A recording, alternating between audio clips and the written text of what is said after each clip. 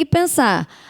É claro que é a questão da natureza pública, né? Se ela vai continuar submetido, obviamente, a todo esse acompanhamento, porque envolve verbas públicas.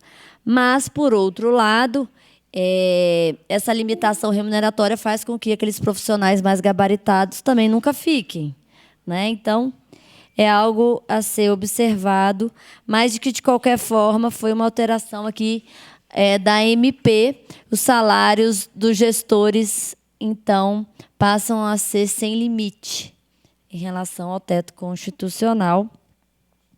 E aí, então, muitos ficaram preocupados em relação a isso.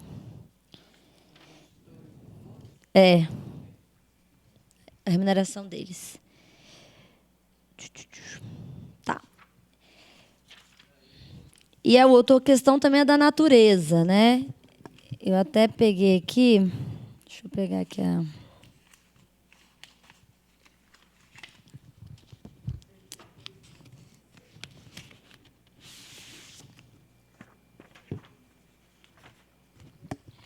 A discussão, porque é o seguinte, quando eles criaram essa previdência complementar do servidor público, eles botaram que tem natureza pública, mas estaria submetido às leis do mercado, porque também você está no mercado competindo com outros, então fez uma coisa meio híbrida, né? E aí, então, tudo que muda em relação à natureza da própria entidade gera assim uma insegurança, não é? Então essa natureza, se ela é privada, se ela é pública, não é? Isso gera aí consequências jurídicas e aí o pessoal tem ficado um pouco assustado também com esse ponto. Mas em relação à nossa questão da opção aqui, não é o que eu acho mais importante. Eu acho mais importante a gente entender o que muda no nosso dia a dia. Bem, e aí que temos para hoje, né? Servidores novos, então, eles, quando são aprovados, eles já estão dentro do regime de previdência complementar, eles são automaticamente inseridos no fundo e, se eles quiserem, eles saem, né? Porque a previdência privada no Brasil ela é facultativa, ninguém pode ser obrigado a ficar nela. Então, o que eles fizeram? Antigamente passavam no concurso público, venha para o Funpresp. Aí o pessoal, daqui a pouco eu vejo, daqui a pouco eu vejo. Aí, aquela coisa, né, nossa, depois vê, depois vê. Então, vamos inverter. Você já entra automático e, se quiser, você sai, né? E tem dado uma adesão maior, obviamente, porque a gente tem tendência a ficar como está, né? Os antigos, então, podem migrar. E aí, migrando, a gente vai ter a contribuição até o teto. Antes, essa contribuição era 11%, a reforma da Previdência também trouxe aquela contribuição gradativamente maior, pode de 7%, né, para quem lá no INSS, né, que vai menos do que o teto, até aqui 22%. Mais a contribuição facultativa para o Funpresp, e aí os percentuais no JUD é de 6,5% a 8,5%. Nós já fizemos várias contas, só compensa aí com 8,5%. Menos que isso não compensa, porque você tem um lado de lá, entendeu? Então, as contas que a gente fez já, todos os testes, se for, vai com 8,5%. Para aproveitar ao máximo o que vai vir do lado de lá e também para você ter benefício fiscal. Bem, e aí, então, você pode optar, também não é definitivo, anualmente você pode mudar esse percentual, tá certo? Entre ali 6,5% e 8,5%. Então, vamos lá. Se eu não migrei, recebo lá 20 mil de remuneração, eu contribuo o percentual, deve estar lá pelos 16, sei lá quanto, sobre tudo, né?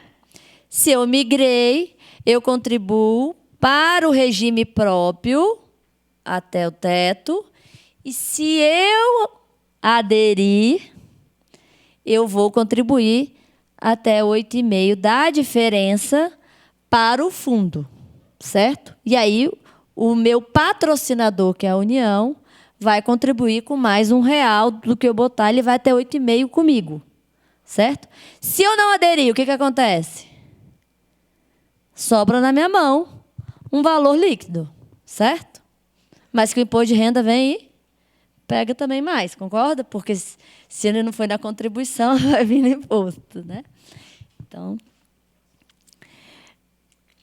Bem, então quais são os cenários possíveis? Quem ficar no regime, não quer migrar, não é? Se eu ingressei no serviço público até 2003, eu ainda consigo, se eu cumprir aquelas regrinhas de transição, pegar paridade e integralidade, né? Lembrando que a paridade não tem sido aí muita vantagem, infelizmente. O arroxo do servidor público está tão grande que o reajuste anual do INPC está sendo melhor, porque a gente não está conseguindo ter reajuste nenhum, porque a paridade ela era muito vantajosa. Na época, a gente conseguia ter ali, né, os reajustes nas carreiras e tudo.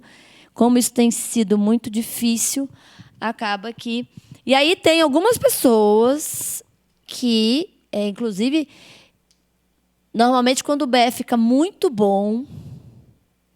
Mesmo podendo ter paridade e integralidade, se o BE ficou muito bom e a média, o valor ficou próximo ao que recebe, eu já vi pessoas que, mesmo podendo ter paridade e integralidade, optou por migrar para poder sair da paridade e pegar o reajuste, né? Então, também é uma opção. Bem, e aí, em relação à parte, quem entrou, né, até 2003, eu tenho ali, então, a possibilidade de pegar a última remuneração ou a média ali, quando eu não consigo pegar a regra de transição. Lembrando que, se eu completo 40 anos, é 100%, e o meu mínimo, que é 25%, então, pelo menos, seria 70%, certo? Na hora da média. Então, eu caio na média ou eu pego a paridade e integralidade, que seria na regra de transição, para quem entrou antes de 2003. Quem entrou de 2004 para frente não tem mais paridade e integralidade, a gente tem média, certo? Então, se eu não vou migrar, eu estou falando, olha, eu quero continuar na média, eu quero continuar contribuindo sobre tudo, e lá na frente eu vou ter média sobre tudo. Eu prefiro ter a regra certa do que ficar dependendo do que vai ser aplicado, se não vai, se vão pegar meu dinheiro, o que vão fazer. Certo? São opções. Só que, se eu fico, eu tenho que lembrar que a minha contribuição vai ser também sobre tudo, né? Entre 7,5% e 22%. E ainda estou sujeita a pagamento de contribuição extraordinária, caso venha, né, ela seja instituída, que a emenda ela abriu uma porta, falou, olha, pode criar, né? Desde que tenha déficit, que a gente não tem dúvida que vai ter, né? Bem, eu posso migrar, então, tudo bem, ficar, a gente já viu que é, então, quero garantir a regra que tem e vou apostar que eu prefiro receber minha integralidade e eu vou me virar com isso, mesmo não tendo, sem saber se tem, mas pelo menos eu estou com a minha garantida aqui, né? Se não mudar de novo, mas, né? Então, você tá optando. Ou eu quero a média sobre tudo, prefiro ter esse certo, que vai ter uma auto-alteração legislativa, mas vai ter que ser emenda, é mais difícil. Eu estou optando por isso. Se eu migro, eu estou falando, não. Eu, então, vou receber aqui. Se eu migrar e aderir, a minha aposentadoria vai ser dividida em 3. Um pedaço até o teto, certo? De acordo com a regrinha que existia na época que eu aposentar. Um pedaço, benefício especial, que vai ser calculado conforme o tempo, a minha realidade contributiva anterior até a data que eu migrar. E o que for acumulado no FUNPRESP, né? Então, o teto ele vai ser considerado o teto do momento da aposentadoria. Então, hoje é 7.087, todo ano isso é reajustado.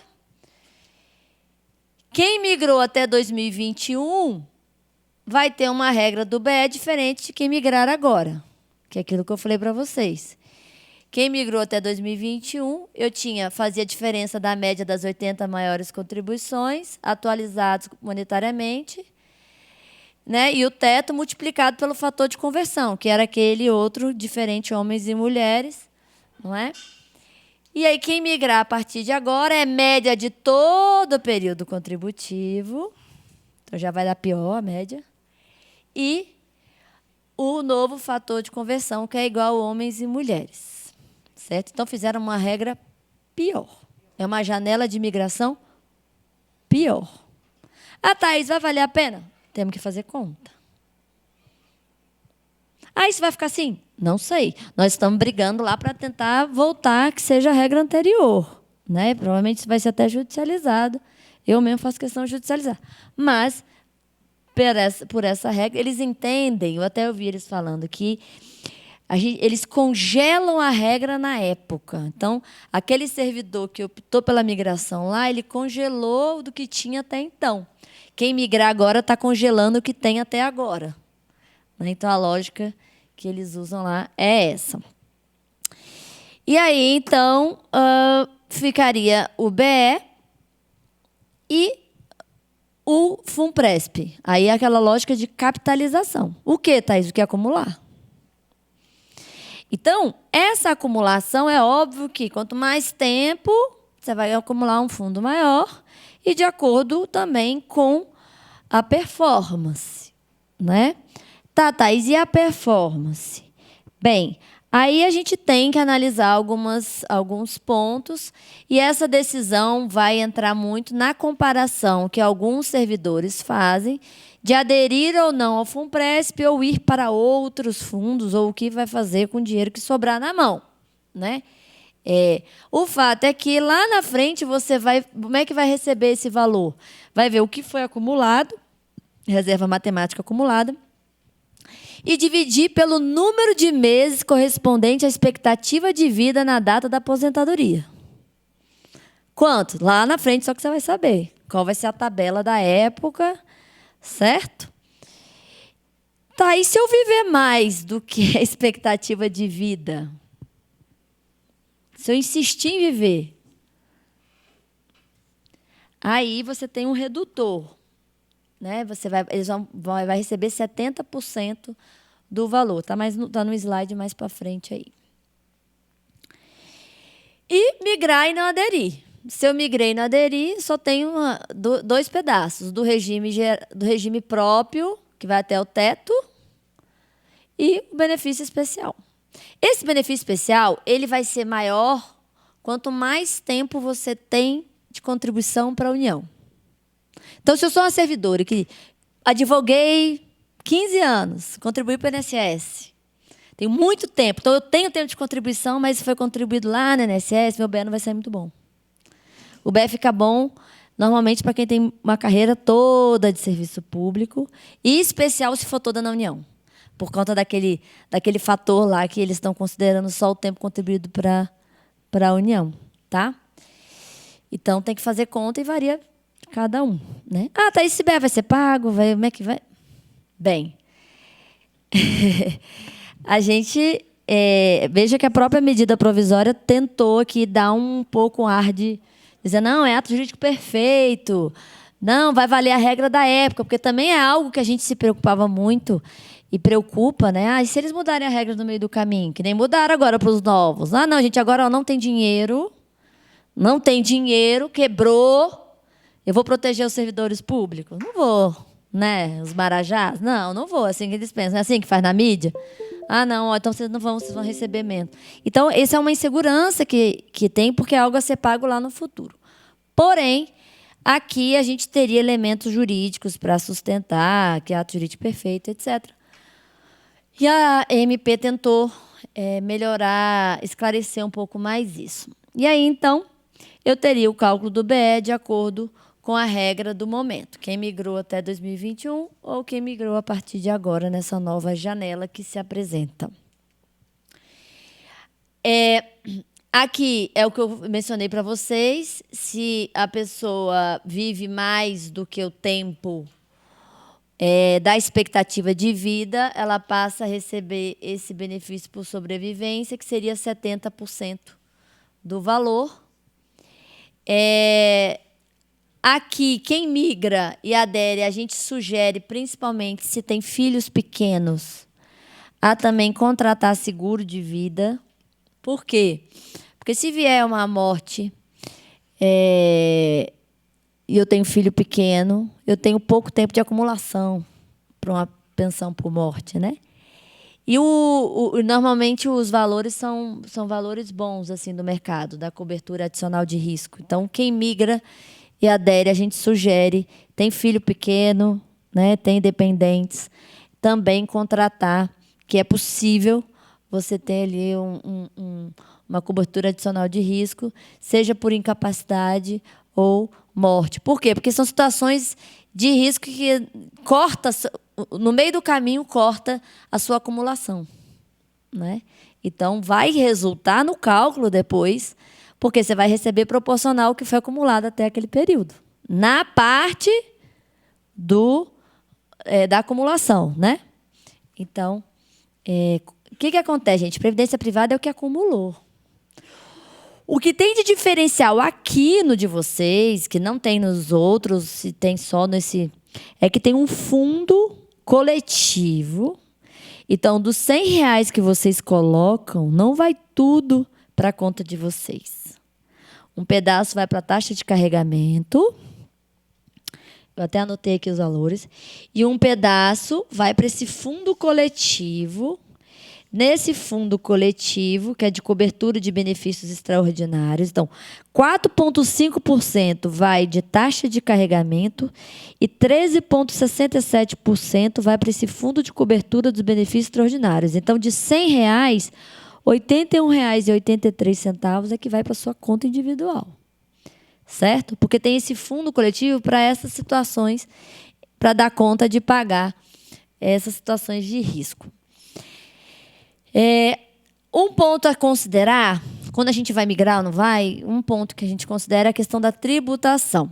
A legislação previdenciária, que ela tem um lado tributário, ela traz ali que, para haver um incentivo à acumulação na Previdência e não em outras aplicações, há, então, ali a possibilidade de você compensar, deduzir da base de cálculo do imposto de renda, as contribuições realizadas à Previdência Complementar. Então, a legislação traz a possibilidade das contribuições realizadas à Previdência Complementar serem deduzidas da base de cálculo do imposto de renda, limitada a 12% da renda tributável. Certo? Então, é uma outra conta que a gente faz. Olha, aquele valor que eu estou contribuindo a título de previdência complementar, o servidor que é muito tributado, né? Imposto de renda que é na fonte, eu posso fazer essa compensação anual no meu imposto de renda. E aí a gente pensa também o seguinte: se eu posso compensar até 12 e o máximo que eu recolho é 8,5, eu ainda tenho uma margenzinha. Então, às vezes, tem servidor que ainda contrata outro para poder explorar toda a capacidade ali de compensação dentro da margem, né? Então, às vezes, você contrata a mais, não só no FUNPRES, às vezes tem outro, para diversificar. E aí, essa também é uma máxima da Previdência, diversificar. Quanto mais você diversifica, você minimiza risco. Então, esse é um outro ponto importante. Na tributação, a gente também tem a possibilidade de opção que vocês vão fazer na hora da adesão lá, se quer ter uma tributação progressiva ou regressiva. Então, a progressiva é pela quantidade acumulada, que vai, né, igual o imposto de renda, e a regressiva, quanto mais tempo você deixar o fundo lá parado, vai reduzindo o seu imposto de renda lá na frente, na hora de usufruir do benefício. A partir de 10 anos, ali fica no valor de 10%. Então, normalmente a gente opta pela regressiva, né? Tem uma mudança, passou já no Senado e está no Congresso lá tramitando. Se não me engano, foi o senador Paulo Paim, eu vi um dia desses, botando que a tributação tem que ser feita na hora que a pessoa for sacar ou receber, que ela escolha, sabe? Porque é uma coisa há muito tempo para você pensar. Mas, por enquanto, essa é a regra que está valendo. Na Previdência Privada também tem uma máxima, que é você poder portar ou resgatar os valores acumulados. Na pública, você está contribuindo e o dinheiro está saindo, né? Você não fica guardadinho numa conta sua. Você vai ter o histórico do que você contribuiu e depois uma média daquilo que foi contribuído, mas aquilo não fica ali numa continha. Aqui na privada, em tese, estaria na continha ali acumulando. E aquilo é um patrimônio seu. Quando chegar na data possível do recebimento, qual vai ser essa data? Quando que eu vou poder usufruir da minha previdência privada? Só quando eu tiver o requisito da outra lá. Por isso que eu comecei a palestra falando do requisito da outra lá. E aí é uma coisa ruim do FUNPRESP. Ele te amarra. Porque eu, por exemplo, que tenho lá no Banco X, eu posso resgatar ou portar a hora que eu quiser. Eu tenho uma liberdade maior. É um direito que a lei me traz de eu portar. Portar é você levar de um para o outro. Então, por exemplo, eu estou na entidade X, está com a taxa de administração muito alta, eu vi que uma outra está melhor, eu pego aquele fundo acumulado e levo para outro. E a lei fala que não pode ter nenhuma tributação em relação a isso. Por quê? Porque eu estou me mantendo na proteção previdenciária. O outro direito que eu tenho é o resgate, é sacar. Aquele dinheiro não é meu? Eu não quero mais acumular, eu quero sacar.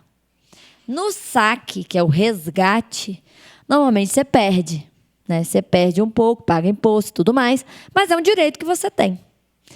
E no FUNPRESP você só pode resgatar ou portar quando não há mais um vínculo. Então, ou se você sair do serviço público, ou se você aposentou, aí você pode ter essa opção. Então, lá na frente também é algo que você pode optar pela portabilidade ou resgate. No resgate, há uma tabela progressiva.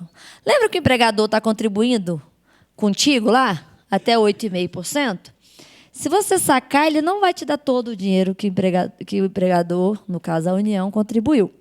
Tem uma tabela progressiva, que é essa aqui, ó.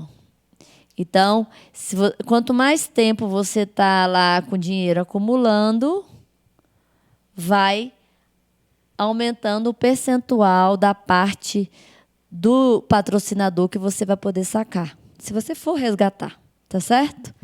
Então, é algo que tem que observar, porque senão perde aí o fundo. Não necessariamente tudo que está lá no fundo você vai resgatar, tá? Então, essa é uma observação que eu coloco. Embora o ideal é que a gente não resgate, é que a gente usufrua da aposentadoria, né? Mas é um direito possível. E os planos de previdência são geridos por entidades e cada entidade ela vai cobrar para poder fazer esse trabalho. Normalmente, a gente tem a taxa de carregamento e a taxa de administração, certo? No caso do FUNPRESP-JUDE, não é cobrada a taxa de administração, apenas taxa de carregamento em 4,5%. Qual que é a diferença? Taxa de carregamento é assim, tudo que eu contribuo, um pedacinho já fica para eles. Então, de R$100, R$4,50 já vai para remunerar o FUNPRESP-JUDE, certo? A taxa de administração é quando a entidade recebe um percentual daquilo que rende, certo? Aqui não tem a taxa de administração, só tem a taxa de carregamento.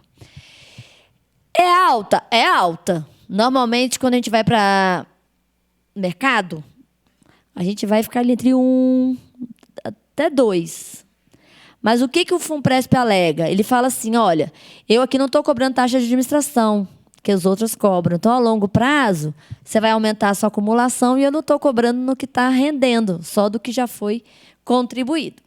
Tá? Então, mas esse é o valor, que é algo que vocês têm que ver também na hora de decidir, na hora de fazer as simulações, etc. Então, quais são os pontos que a gente vai considerar aqui no Migra, o que eu faço da vida, né? Primeiro, perspectivas no serviço público, que a gente já viu que, por enquanto, não são boas, né? De reajuste, de melhoras, né? A gente tem esse novo, até dogma agora, né? Que tem déficit atuarial e tem que rever, tem que rever. Então, será que até eu aposentar, quantas reformas virão, né?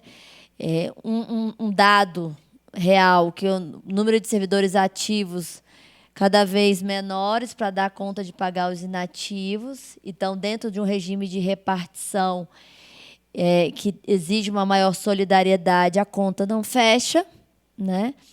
Então, esse é um ponto que amedronta aí muito quem fica.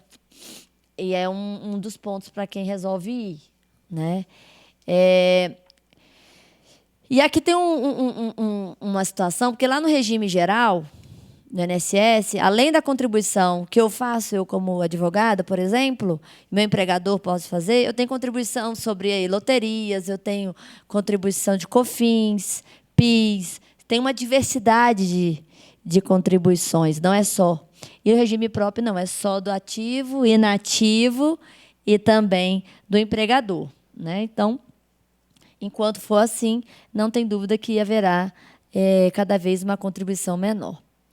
E, então, esse custeio restrito faz com que cada vez fique menor a quantidade de contribuições vertidas para dar conta das pessoas que já estão recebendo. Por outro lado, é problema do Estado, porque ele tem que dar conta, faça chuva, faça sol.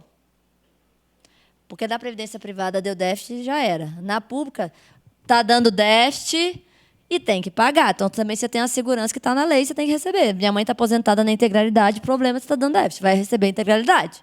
Então, o que é ruim também é bom, a depender do lado da sua ótica individual, porque você está garantido ali que você tem um direito adquirido, certo? Agora, até eu chegar, aí que gera a insegurança, né? E, óbvio, a contribuição extraordinária, que já foi acenada como possível.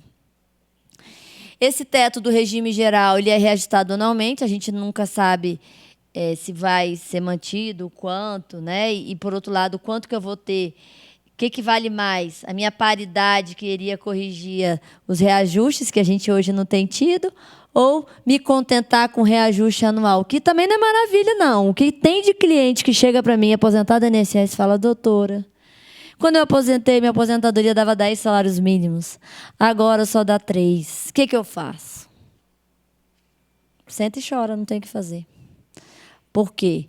Porque o reajuste vai ser como o índice oficial. Se está sendo o INPC e foi feito todos os anos, eu não tenho que ter um atrelamento ao salário mínimo necessariamente. O Supremo, inclusive, já disse que não pode vincular e tudo mais.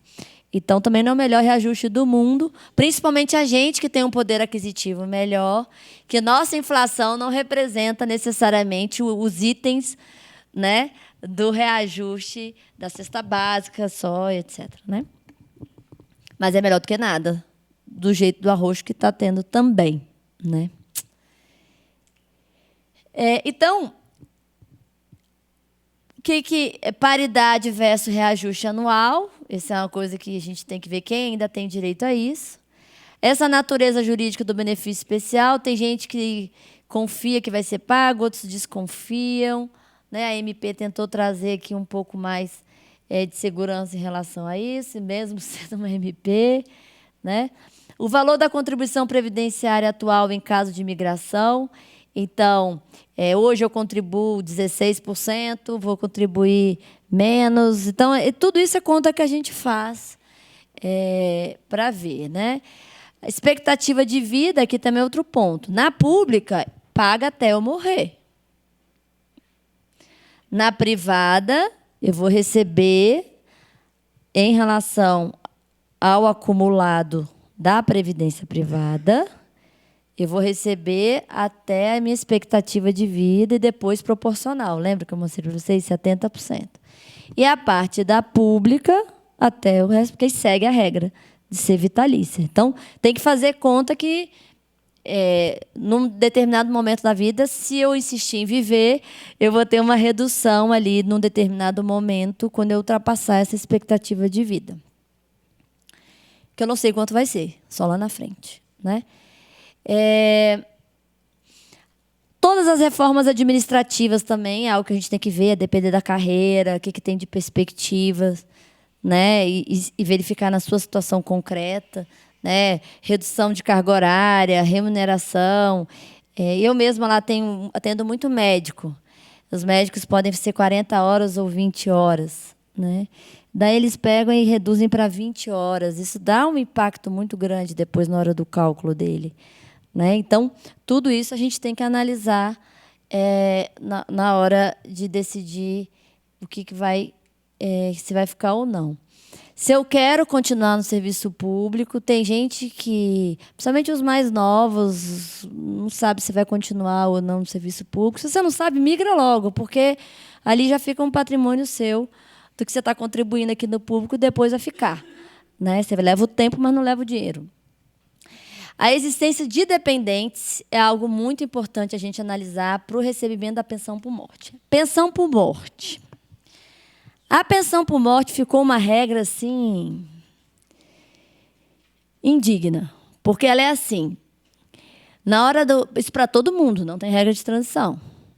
Porque a pensão por morte vale a regra da data do óbito. O direito adquirido é feito na data do óbito. Quem morreu, morreu. Quem não morreu, nova regra. Certo?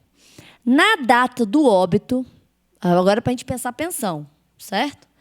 Na data do óbito, vai verificar... Eu tenho servidor ativo e inativo, certo? Se o servidor estava ativo, eu morri, estava trabalhando, ainda não aposentei, vai calcular quanto eu receberia se eu aposentasse por invalidez. Depois que eu achar o valor que eu aposentaria por invalidez, eu vou calcular o valor da renda familiar. Então, qual vai ser o cálculo da pensão por morte? 50% mais 10% por dependente. Então, se é o cônjuge, 60%. Cônjuge mais um filho, 21 anos, 70%. 2 filhos, 80%, até 100%. Se tiver 10 meninos, fica 100%. Nunca vai a mais, né? Então, olha só. Imagina que você deu o azar de morrer com 20 anos de contribuição. Certo? O que vai acontecer? Vai fazer o cálculo de como seria a sua aposentadoria por incapacidade. Qual que é o cálculo da aposentadoria por incapacidade? Aquele horrível. Média da vida inteira, depois 60% mais 2% a cada ano que passe, 20 anos. Se eu morri e tinha 20 anos de contribuição, a minha média vai ser 60%. 60% da média, certo? Então, a minha aposentadoria por incapacidade seria 60% da média. Aí eu vou para a família. Vamos supor que é o pai, mãe, 2 filhos, certo? O pai morreu, então ficaria 10% a mãe, 10% um filho, 10% outro filho. Então, seria 80% de 60% da média da vida inteira. Se tiver um cônjuge, vai ser 60% de 60% da média da vida inteira. Então, o que a gente tem visto é que a pensão por morte tem ficado num valor muito ruim e de um dia para a noite você tem que rever toda a sua renda familiar, porque a gente se programa, né, os nossos gastos com tudo que a gente tem. Então, a existência de dependentes, a gente tem alertado tanto para quem migra quanto para quem não migra. De fazer, quem tiver condição, fazer outras formas de proteção também, de seguro de vida, outras coisas, porque realmente o cálculo ficou muito ruim. E aí, como é que fica o cálculo? Para quem não migrou, vai fazer a média de tudo. Quem migrou até o teto, vai ser essa regra horrível, então vai dar um valor ridículo, que pela reforma, se desse menos que o salário mínimo deveria poder ser, a gente conseguiu salvar que pelo menos o salário mínimo vai pagar, que é o que está acontecendo no regime geral. Regime geral tinha uma média de aposentadoria do brasileiro de R$ 1.400. Essa regra vale para o regime geral. Então, agora está sendo 60%, então está ficando tudo no mínimo, né? Então, a grande economia da reforma foi o cálculo. E a pensão por morte está acontecendo isso. Então, o cálculo está muito ruim. Isso. E aí, o BE? O BE, eles não têm uma regra específica dizendo, na pensão por morte é assim, na aposentadoria por invalidez é assim. A gente sustenta que tem que pagar o BE inteiro, né? Agora, claro que o acessório acompanha o principal. Então, tem algumas questões que apresentam. Por exemplo, na pensão por morte, você tem que ver também a idade do cônjuge. Não sei se vocês lembram disso. Na época, eles que era um absurdo. O cara casa com a cocotinha novinha, ela vai receber até o resto da vida. E nanana. Então, na data do óbito, verifica qual é a idade do cônjuge sobrevivente. E aí, a depender da data, da idade do cônjuge sobrevivente, a pensão vai ser paga 3 anos, 6 anos e assim sucessivamente. Só vira vitalícia com 45 anos. Que o brinco tem que tratar bem o marido até 45 anos. É quando ela vira vitalícia. Então, vai pagar também só os 15 anos? Né? Então, tem algumas coisas que a lei não entrou. E aí a gente vai ter que ver qual a interpretação que a administração vai dar em cada caso concreto. Mas, a princípio, a gente sustenta que o BE tem que pagar todo. Porque aí valeria mais a pena o BE, pelo menos você congelaria ele ali, aquele valor, e ficaria aquele cálculo horrível até o teto. Né? Se pagar o BE inteiro, pelo menos você congelou ele ali um valor, se o BE for bom. Também tem que ver caso a caso. Tá? E na privada, o cálculo da pensão por morte também vai ter uma proporcionalidade ali. É uma forma matemática bem complicadinha lá, mas também aplica uma proporcionalidade. Então, quanto menos tempo eu contribuir, menor vai ficar também este valor. E lá vai ser pago também a pensão por morte, de acordo com a expectativa de vida também dos dependentes. Também tem essa limitação temporal. Tá?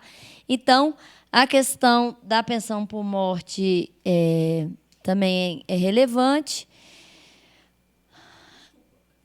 Antes da reforma, não sei se houve uma reforma assim, não sei se foi 2016 ou 2017, que era 60% da pensão normal. Não, era... Essa coisa dos 60%. A regra do servidor era 100% até o teto e que passasse o teto, 70%. Pô, então era razoável. Era menos uma pessoa na casa. Então tá, diminui ali 30% que passa o teto. Ainda vai, né? Tinha uma... Isso era antes da reforma. O que aconteceu foi na época do governo da Dilma, que teve essa coisa das idades, que o servidor público acabou alterando o 222 da 8.112, igual o artigo lá 77 da 8.213, que é essa coisa das idades. E também tem outra coisa. Só há o pagamento da pensão se tiver 2 anos de união estável ou casamento. Menos disso, só 4 meses que paga. Continua. Isso tudo foi mantido, tá? Regra ruim é mantida. O que é ruim, manteve. Essa medida provisória que você está falando hoje, antes dela, parece-me que tinha uma data limite para optar pelo FUNPRESP. Tiveram duas janelas antes. Né? Teve uma em 2019, que foi bem na época antes da reforma, todo mundo ficava na loucura. E aí, porque eram ainda. Não sabia que regra ia vir, a gente até falou aqui, não sabia qual regra seria. Eu tinha que optar por uma regra que estava tramitando ainda, para eu simular se ia ou não ia, né? Que regra ia ficar. Então, teve na época da criação, depois teve mais um prazo em 2019 e agora abriu de novo, depois da reforma. Tá?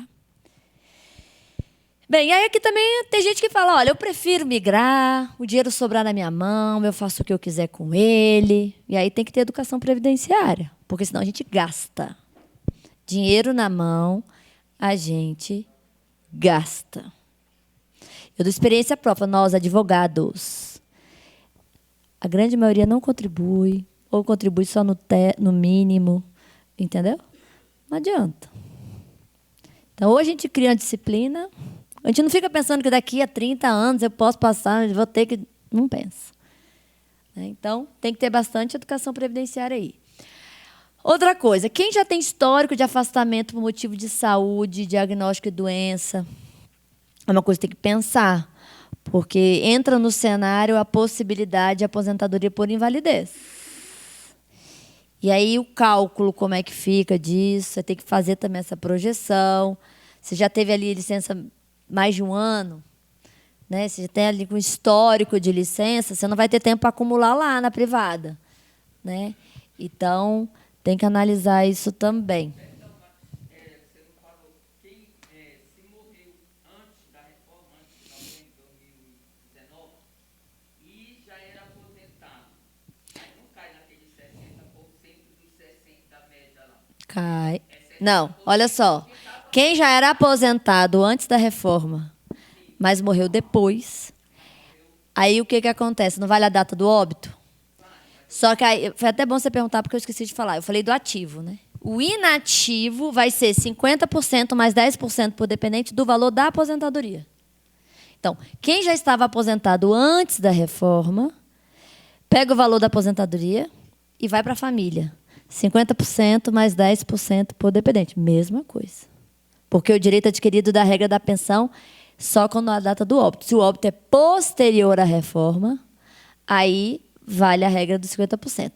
Só que quem estava ativo, que ainda não tinha aposentado, ou seja, não tinha o direito adquirido ainda nem a aposentadoria da regra anterior, aí faz primeiro a aposentadoria por incapacidade, para depois chegar na regra dos 50 mais 10. Se a pessoa era aposentada integral, aquele pessoal que aposentou antes da... Mas a pensão não vai ser integral. Vai ser 50%, não, vai ser 50% em cima da integral. Exato, exato. 50 mais 10. E outro ponto importante, que eu até acho assim, isso inconstitucional, mas ainda tem assim, por exemplo, você tem lá 2 filhos, Cristiano, tem lá os meninos, recebe até 21 anos. Completou 21, o que acontecia antes? Voltava para o bolo. Então, por exemplo, tem lá 2 filhos e a esposa. O valor ficava 1/3, 1/3, 1/3. Quando um completava a maioridade, voltava e redividia, ficava metade, metade. Agora não. Completou 21, os 10% dele exclui. Então, o 80 vira 70. Então, vai tendo uma redução também. Tá? Isso ficou mantido.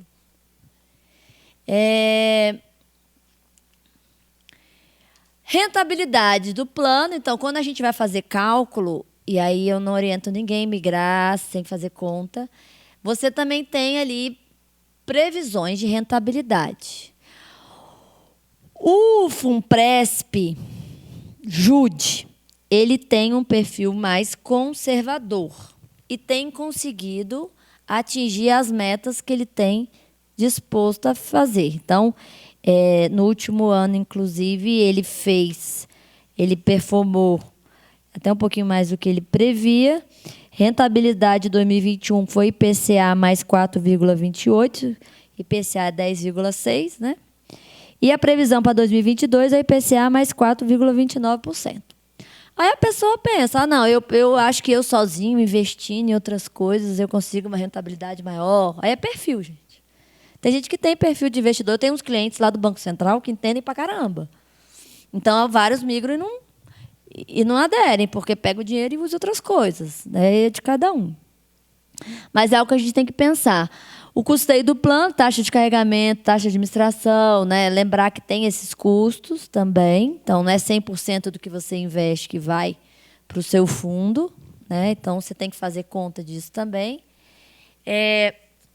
Lembrar que quem adere para a Previdência Complementar, e aí não é só do servidor. Eu, por exemplo, que tenho um PGBL, eu posso fazer esse benefício fiscal de todo ano, compensar até 12% da minha renda tributável. Todo PGBL eu posso fazer isso. VGBL não, mas PGBL eu posso fazer. Então, é uma coisa que, para o servidor, é interessante você ver se você está explorando o máximo do... Porque, já que é um dinheiro que você vai pagar mesmo de imposto de renda, que você, pelo menos, use, compense ali qual que vai voltar para você num prazo, né? Contribuindo para a Previdência. Então, essa é uma coisa boa. E aí a gente tem que fazer analisar os aspectos financeiros do valor da aposentadoria em todos os cenários. Seja o valor lá do benefício especial, que eu já falei para vocês, quanto mais tempo que você tiver de contribuição vertida para o regime próprio, em especial para a União, maior vai ficar. Né? Então, às vezes eu tenho muito tempo de contribuição, mas é muito tempo lá do regime geral, vai ficar menor. Então, tem que calcular quanto que ficaria esse benefício especial. Se eu tenho lá muito tempo de contribuição do INSS, mas eu ainda consigo pegar uma paridade, uma integralidade, não migra. Porque não tem média que vai dar igual a paridade e a integralidade. Certo? Então, tem que fazer conta. Se eu estou há menos de 10 anos de de aposentar, eu já tenho que pensar, migro ou não migro, porque às vezes eu tenho integralidade, nesses 10 anos, se o meu BE não é muito bom, eu vou conseguir acumular, tenho tempo para frente para acumular, eu preciso de 10 anos para ter o percentual menor de imposto de renda depois lá na frente. Então, é uma análise que a gente tem que ver caso a caso, tá? Isso a gente tem que fazer individualmente. A idade na data da aposentadoria, né? Porque a gente tem aquele expectativa de sobrevida também para analisar, né? E aqui a ausência de contribuição previdenciária sobre o valor do benefício especial, que, de certa forma, te dá um valor ali líquido melhor, mas, por outro lado, a gente tem, por enquanto, a lei trazendo aqui a contribuição desse valor vai incidir em imposto de renda. Né? Então, lá na frente, quando receber, não vai ser também o valor total, vai ter o valor líquido conforme imposto de renda. Então, o que a gente sugere aqui para vocês? Eu sei que sai mais dúvida do que, né? Mas é analisar mesmo, fazer contas, sem estresse. Calma, a gente tem até novembro, fazer com calma. Eu até brinco que muita gente chega na última semana desesperada. Agora é a hora da gente realmente refletir, fazer conta, calcular. A gente tem simuladores, né? Eu tenho lá no escritório, tem no FUNPRESP, vários outros têm aí simuladores que vão fazer as projeções. Então, com essas novas regras de aposentadoria, onde eu me encaixo? Eu só vou aposentar em 2041. Exemplo, né?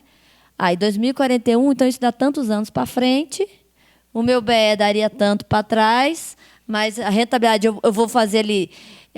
Vamos botar um cenário otimista e um pessimista, porque a gente não sabe o que vai dar em termos de aplicação para frente. Né? Calcular o benefício especial, quanto que ele seria, lembrando que o cálculo agora ficou pior. Projetar esse valor pago da FUNPRESP, que só tem como ser projeção, gente, porque aí é rentabilidade no mercado financeiro. Então, a gente usa cenários mais otimistas e pessimistas. Tipo assim, na pior das hipóteses, eu acho que vai render isso. E na melhor das hipóteses, né? Mas não tem como também, é tudo projeção. E aí, projetar o valor líquido da aposentadoria em 3 cenários. Sem migração, com migração e migração e adesão. E, a partir dali, gente, é escolher qual canoa vai entrar. Porque, realmente, a gente ajuda, de acordo com o histórico da pessoa, com esses cálculos, a gente pode ajudar. Aqui tem mais tendência para ficar ou para ir, mas isso é muito pessoal. A gente aqui, só por um exemplo, não ficou muito bom de ler as letrinhas aqui, mas a gente, no nosso simulador, por exemplo, a gente coloca os dados da pessoa e a pessoa vai marcando aqui, tem filho, não tem, acumula cargo público e tal. De acordo com o que ela vai marcando aqui, a gente vai gerar depois os cálculos. A migração com adesão, a migração sem adesão e sem migração, para a gente poder ver números, né? E ali a gente vai unir números com expectativas, otimismos e pessimismos e tomar decisão. Certo? Eu me coloco à disposição, já falei para o Cristiano que, se a associação quiser, a gente faz esse atendimento personalizado, a gente faz para os procuradores da Fazenda, tudo para cada um ver sua situação concreta, sabe? Discutir, a gente vê prós, vê contras, com calma, entendeu? Para poder tomar a decisão menos, né, insegura possível, e a gente tentar trazer norte. Claro que a decisão ela é individual, cada um aqui tem um perfil, né? Tem gente que é otimista, tem gente que é pessimista, tem gente que tem medo da previdência privada, tem gente que é entusiasta da previdência privada. O que eu posso fazer como técnica da área é dizer para vocês que para todos os lados existem riscos. Nós temos riscos para quem fica de um cenário de reformas e de patamar contributivo cada vez maior e uma base contributiva menor das pessoas que estão no serviço público, mas, por outro lado, eu tenho a lei, tem que alterar a lei, tem que fazer emendas, são coisas que têm uma complexidade. Já para quem é mais novo no serviço público, a gente normalmente aconselha a migrar, porque ali tem tempo para frente para acumular. Agora, a previdência privada, gente, tem muitas regrinhas que estão no regulamento do plano, não é nem na lei. Então, a insegurança jurídica é muito maior do que uma reforma da Previdência. Basta mudar o plano. Não é nem a lei. Algumas coisas estão na lei, da 12.000, né? Mas outras estão dentro do plano. O cálculo, como é que é feito o cálculo da aposentadoria, como é que é feito o cálculo da pensão por morte. Né? Então, algumas coisas, como o BE, está na lei, na 12, que aí é uma lei, né, que vai alterando aí todo o trâmite de uma lei ordinária, que é diferente de uma lei complementar, que é diferente de uma emenda constitucional. Né? Agora, migrando ou não migrando, vocês estão sujeitos às regras do servidor público. Idade mínima, tempo de contribuição. E, em relação ao valor recebido, é que quem migrou, o cálculo é só até o teto. E também só recebe até o teto. Quem não migrou, aí sim é sobre tudo. Seja a paridade e integralidade, seja a média. Né? Porque entrou depois de 2004, é média sobre tudo. Então, são essas todas as situações que vocês têm que refletir. Sei que não é fácil, sei que é algo que o servidor não foi o combinado, né? Desde o começo, não foi o combinado, isso dá uma indignação, mas é a diretriz que tem sido estabelecida e provavelmente vai ser disso a tendência, e muito já foi feito, é a equiparação ao regime geral, o serviço público falando, ó, eu só vou te proteger até aqui, se você quiser, vai para a iniciativa privada. É uma tendência. Né? Mas estamos aqui à disposição e me coloco aqui também para eventuais dúvidas, se tiverem, fique à vontade. Obrigada.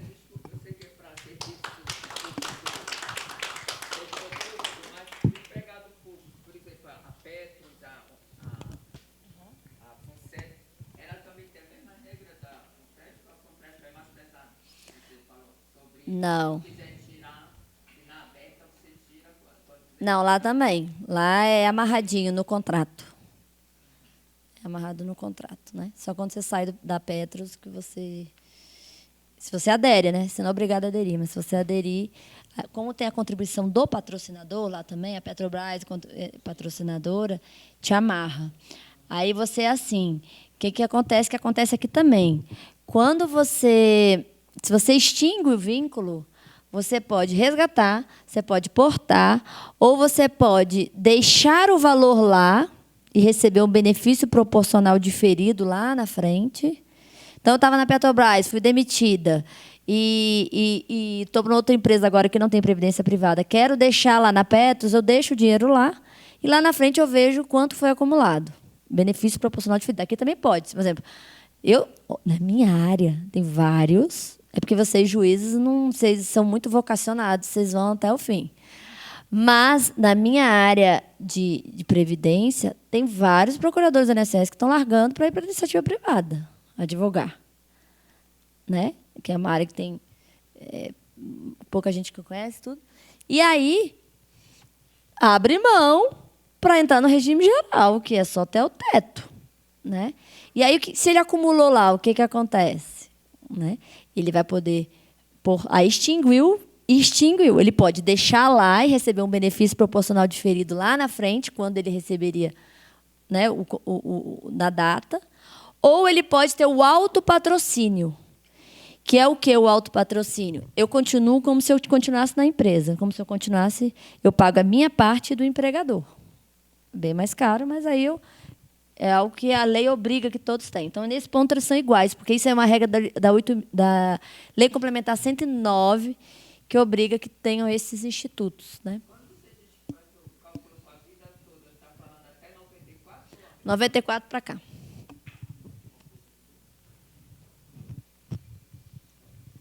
Alguma dúvida? E ano de 94, não entra?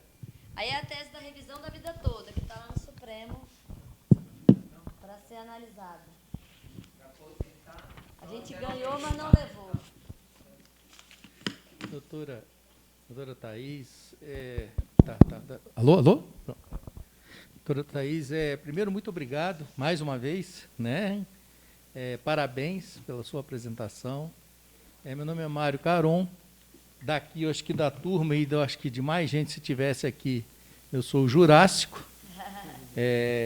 A minha situação talvez cause até mais chateação e revolta do que Cristiano, com certeza, porque lá atrás eu tinha essa ideia da segurança. Eu contribuo sobre tudo, mas, e por segurança, eu vou chegar e aposentar com o mesmo vencimento. Naquele vencimento, eu entrei como servidor público. Tenho 43 anos de Justiça do Trabalho. Então, quer dizer, eu pego aquela situação de estar com todo o direito adquirido, acredito que sim. Você está recebendo abono de permanência já? Estou há muito tempo. E aí uma pergunta é sobre o abono de permanência, justamente para utilizar a tabela e o cálculo, e para fazer esse cálculo. O que acontece? Eu acho que o nosso tribunal errou, e talvez até a Matra deva olhar isso, eu não sei, não são muitos que recebam, que estejam recebendo abono de permanência, mas se contar com servidores e tal, talvez seja um número considerável. A SDR, talvez a Matra veja isso. Na época da primeira oportunidade de opção, eu fui à administração, fui ao setor, porque eles estavam fazendo um cálculo, na meu sentir, errado. Por quê? A partir do momento que eu passei a receber o abono permanência, eles não incluíram aquilo no cálculo, na conta, porque entenderam que eu não estava contribuindo para a Previdência. Na minha opinião, isso é errado. Pode ser que a senhora até agora me ensine. Por quê? Eu contribuo para a Previdência. O Tesouro me paga devolve por uma outra rubrica, uma outra situação. Sim. Né? Mas eu contribuo para a Previdência. Sim. E o tribunal aqui não observou isso. No meu caso, fazia sim alguma diferença no valor do abono. Mas, com certeza, pessoas mais antigas do que eu, talvez até foram induzidos a um erro de não optar. Então, é isso que eu queria saber. A senhora também entende que, mesmo a partir do momento do abono, aquele período tem que ser considerado, porque eu contribuo. Porque senão cria uma situação que algo que era para ser vantajoso vira desvantagem para o servidor. Para quem criou o abono? Quem se beneficia do abono? O Estado. Porque eu mantenho um servidor experiente, ao invés de ele estar em casa, e eu ter que colocar outro no lugar dele. Isso. Então, o Estado estaria se beneficiando ali, né? Então, eu acho que faz todo sentido. Agora, a lei não entra nesse detalhe, e é exatamente onde surgem as teses jurídicas em relação a essas questões. Como eu falei de outros casos que ainda não deu tempo de chegar, assim, os casos vão começar a aparecer agora, para a gente ver como que eles vão se manifestar e como o judiciário também vai se manifestar em relação a isso. Mas concordo que sim, senão não teria sentido. Um direito anularia o outro. E uma outra questão agora que eu tenho, eu não sei se, felizmente ou infelizmente, eu não exerci o meu direito adquirido de morrer lá em 2019 para poder ganhar a pensão, né? Assim, integral. Ou não integral, mas daquela forma. Mas eu tenho uma preocupação. Ganho bem, minha esposa é juíza, ganha bem. Sim. E nós temos um padrão de vida pela nossa remuneração. Minha preocupação, o BE, esse benefício especial, no caso de pensão, se eu falecer, por exemplo, eu não optei por ideologia, por coisa, não sei se eu optar, uma das coisas que me faz é justamente essa, caso da pensão, eu morri, vou deixar pensão. Pelo que eu sei, pelo salário da Rosarita, pelo subsídio da Rosarita, ela não vai ganhar nada, a família não vai ganhar nada. A pensão é pequena porque tem o teto. Me parece que tem o teto. Então ganha até um certo ponto. O BE ficaria fora disso, ou ao contrário, por exemplo, se ela optar, ela continua ganhando BE, ou ainda não tem essa decisão, ou essa coisa. Ela continua ganhando BE, porque é uma coisa diferente.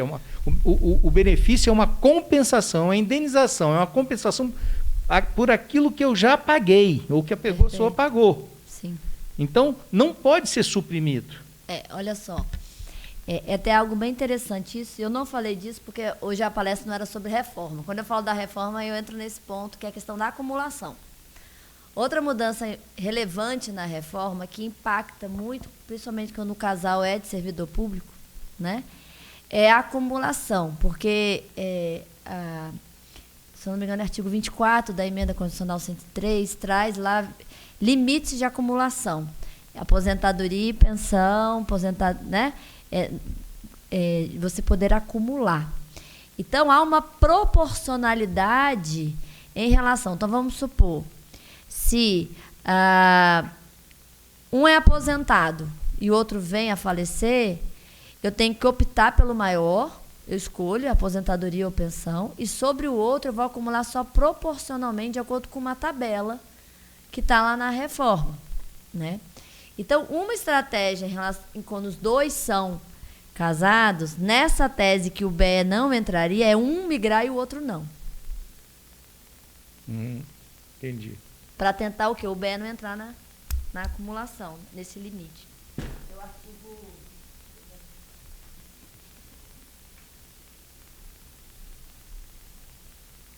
Olha aqui a emenda. Entendeu? Entendi. Aí é o planejamento familiar que a gente faz. Não só individual, mas, né, pensando nesses cenários. Mas é algo que tem que pensar. Eu agradeço. Muito obrigado, doutora. Nada.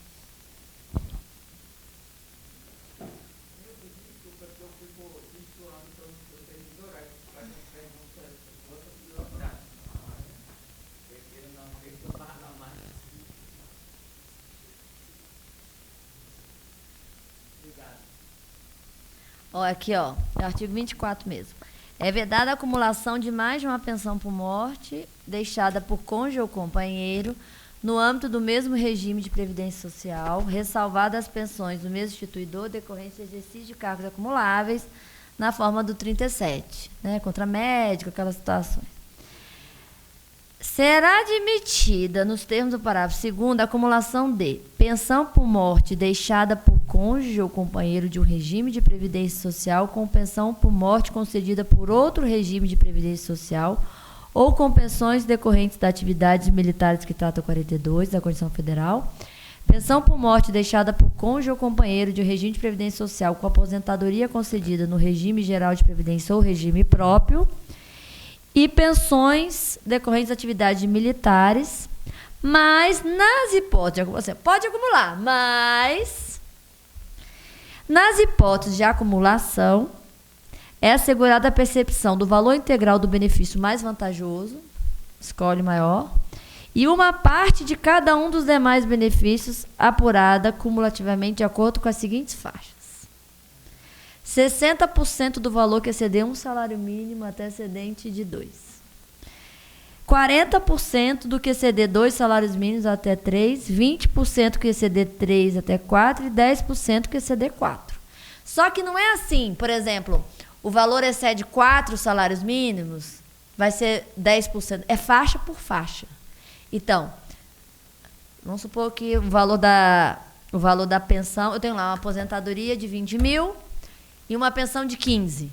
Eu escolho a aposentadoria, né? Em relação à pensão, eu vou fazendo faixas, igual imposto de renda. Na primeira faixa aqui, do valor entre um salário e 2, eu pego 60%. Depois, na segunda, ou seja, dá um valor. Eu lembro um cálculo que eu fiz para os alunos, uma pensão de 15 sobra tipo 2.800. Então, é uma estratégia a pensar isso, entendeu? Na tese que o BE foge disso, que não tem certeza sobre isso. Que agora que os casos vão chegar, e a lei não entrou nesses detalhes. tá? Eu não lembro desse ponto específico, mas a gente pode dar uma olhadinha, né? Vou dar uma olhada para confirmar. Na época foram vários pontos, né?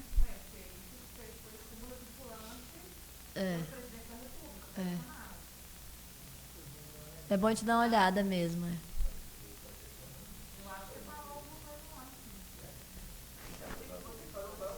É o 24 da emenda constitucional 103. Meus amigos, mais alguma pergunta? Alguma reflexão? Bem, eu gostaria de agradecer muitíssimo, né, a doutora Thaís. Eu acho que, embora a gente saia com muitas dúvidas, né, e desde o início a doutora Thaís nos avisou que isso ia acontecer, eu acho que pelo menos, né, a gente tem alguns horizontes a serem avaliados. Eu acho que sua exposição nos trouxe vários pontos, né, que precisam ser considerados, né, então, de alguma maneira, nos ajuda também a refletir sobre essa decisão. É muito difícil, né? Agora mesmo, né, olhando a exposição, a gente, bem ou mal, repensa, poxa, será que eu decidi certo? Será que eu não decidi, né, de forma assodada? E eu acho que é uma dúvida que, se a gente for tentar entender, a gente não vai conseguir e vai ter para sempre. Então, é melhor mesmo, né, uma vez decidido, né, ficar mais sereno, mais tranquilo, porque são muitas, né, variáveis, são muitas questões que precisam ser analisadas de forma muito específica, né, para cada situação. Não existe digamos assim, um modelo único, né, para todos, e por isso a gente tem que tomar muito cuidado com aquele pensamento de manada, né? Às vezes a gente vê todo mundo indo para o lado e fala, poxa, eu vou também, meio que sem saber, mas a gente tem que pensar que a gente tem que avaliar a nossa situação, né, familiar, nossa situação pessoal, o nosso estilo, né, de vida, se a gente, né, tem esse perfil de investir, se a gente tem essa disciplina previdenciária. E, certamente, né, a doutora Thaís nos trouxe esses pontos que precisam ser considerados. Então, agradeço demais, né, a minha amiga Thaís, né, pela disponibilidade de estar aqui conosco. Tenho certeza que essa palestra será vista por muitas pessoas, né, muitos já me avisaram aqui por telefone que não puderam comparecer, por receio, às vezes, da Covid, por achar que ia ser transmitido ao vivo, enfim. Mas o fato é que foi muito bom, tá? Muito bom.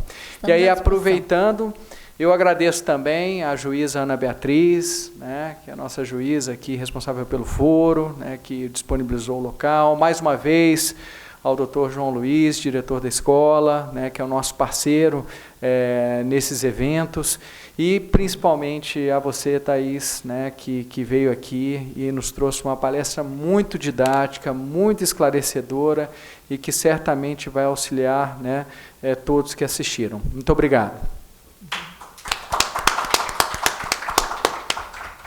Por exemplo, vamos supor que você tem filho,